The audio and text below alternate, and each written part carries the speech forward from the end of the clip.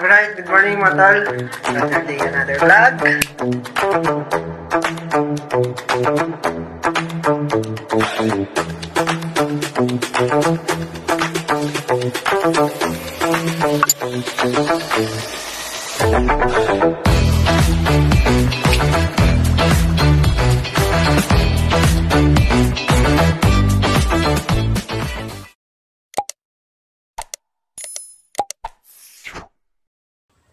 Okay mga tol. At matatapos na sa dulo, isang block. Kaya naman tayo konti bago tayo salang na sinaing. 12:06 tanghali. Wala pa kaming nakasaing. So magsasaing muna tayo habang nagbubutas pa si Tol Migs. Grabe init ngayon. Mula kasi kagabi pumalit na yung init. Kakahingal nagbabareta. Ay,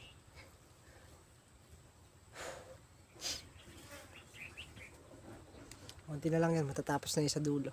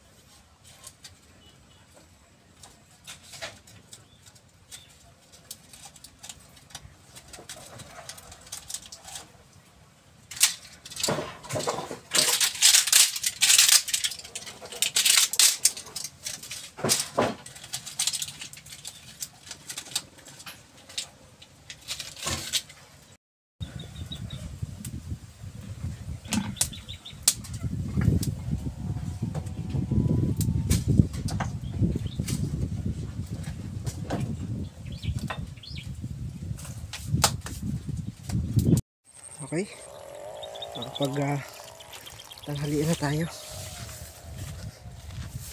Yan.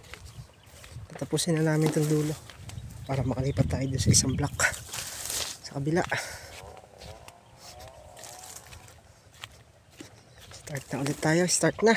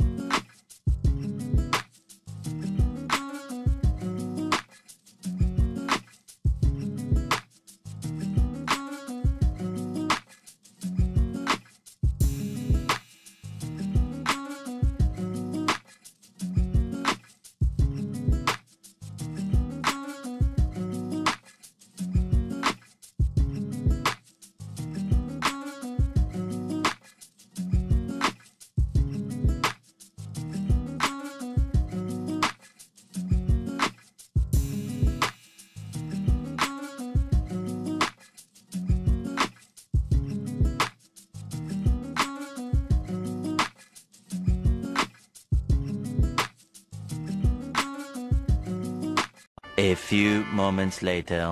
Okay mga tol, tapos na namin yung dulo. Lipat na kami din sa gitna. Yun na lang, yung gitna na lang. Yung may tanim na kamatis. Let's go na.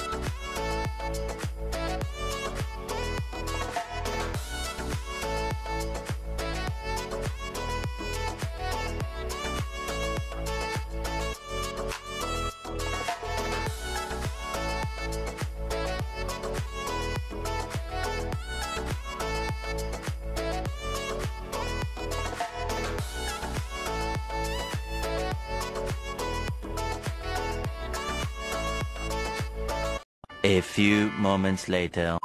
Dahil bulaklak oh. Okay mga tol, ayan at na 1/4 din namin. Bukas naman ulit at mauna tayo sa kanila at may titingnan tayong trabaho. May nagchat kasi sa atin na baka daw pwede